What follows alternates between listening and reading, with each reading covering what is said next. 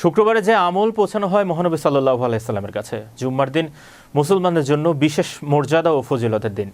এদিনে ইবাদত বন্দিগি নেক আমলের সওয়াব অন্য দিনের তুলনায় বেশি থাকে, কিন্তু এদিনে কিছু আমল যা সরাসরি পৌঁছানো হয় মহানবী সাল্লাল্লাহু আলাইহি সাল্লামের কাছে। কি সেই আমল, এ নিয়ে বিস্তারিত থাকছে ডেস্ক রিপোর্টে। জুম্মার দিন মুসলমানদের জন্য অত্যন্ত মর্যাদাপূর্ণ ফজিলতময়।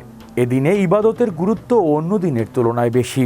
আল্লাহ তাআলা বলেন, হে মুমিনগণ, জুমার দিনে যখন নামাজের জন্য আহ্বান করা হয় তখন তোমরা আল্লাহর স্মরণের দিকে ধাবিত হও এবং বেচাকেনা ছেড়ে দাও।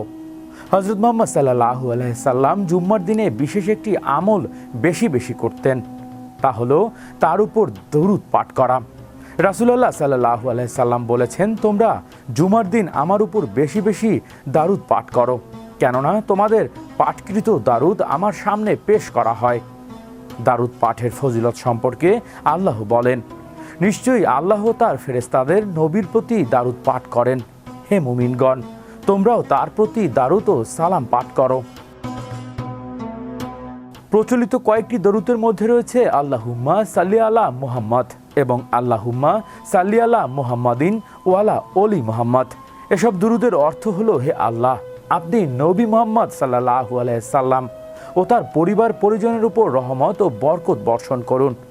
জুম্মার দিনে বেশি বেশি দুরুদ পাঠ করলে আল্লাহর রহমত লাভ করা যায়, গুনাহ মাফ হয় এবং প্রিয় নবী মুহাম্মদ সাল্লাল্লাহু আলাইহি সাল্লামের নৈকট্য অর্জনের সৌভাগ্য লাভ করা যায়।